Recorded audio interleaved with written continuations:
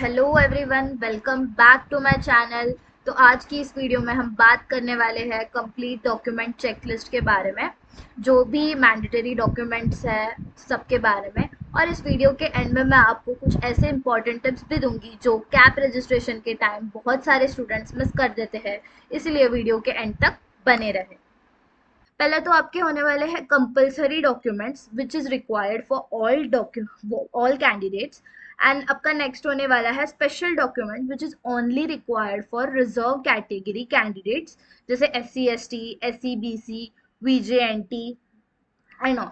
तो पहले तो आपका मैंडेटरी डॉक्यूमेंट में आता है 10th मार्कशीट, जो mainly date of birth verification और एकेडमिक रिकॉर्ड वेरिफिकेशन के लिए यूज होता है, इसीलिए ओरिजिनल कॉपी और स्कैन PDF दोनों रेडी रखिए।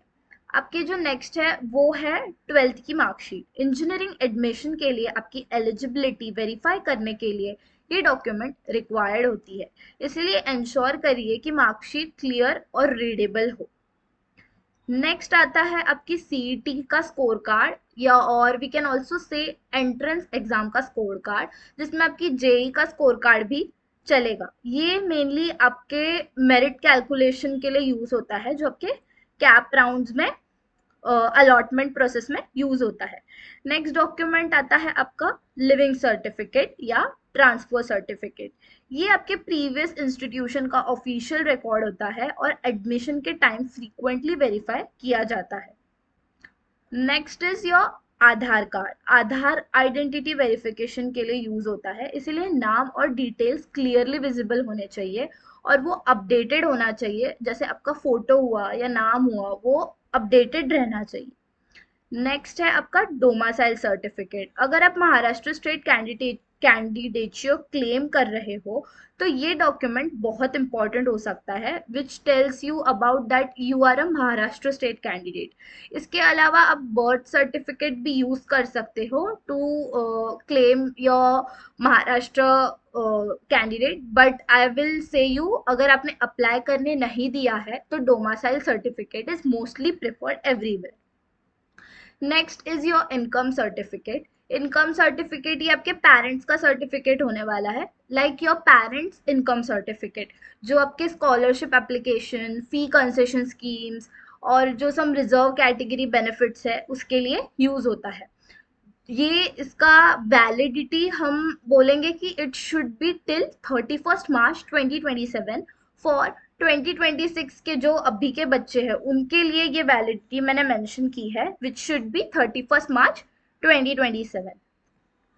Next is your caste certificate. These documents are for the special category wale student. These are not mandatory document. Till here it was all about mandatory. Now we will start about special category.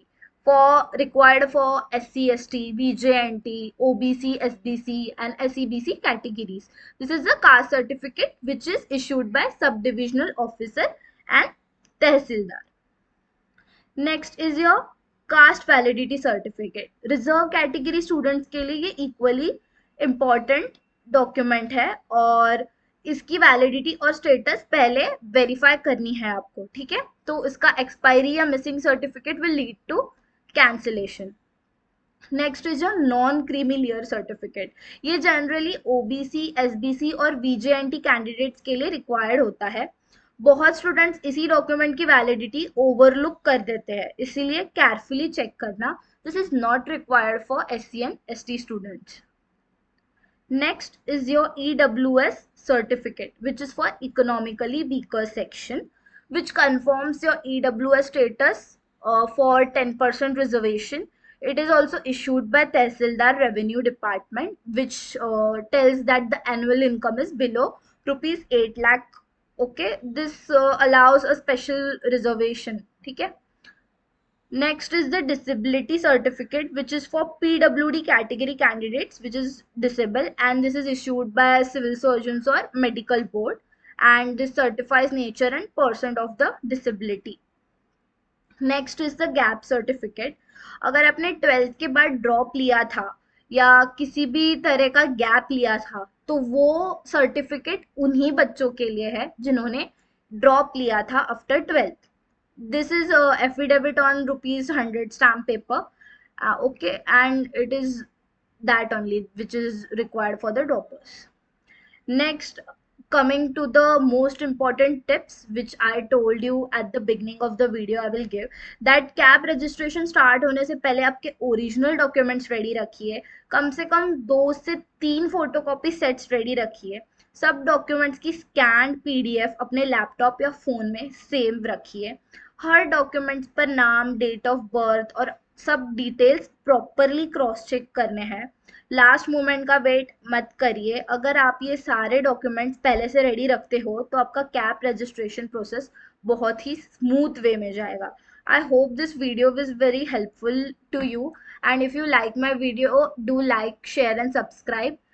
In the next video I will be guiding you for the option preference of the college and which आपके merit के according कौन सा college आपको best रहेगा, कौन सा नहीं.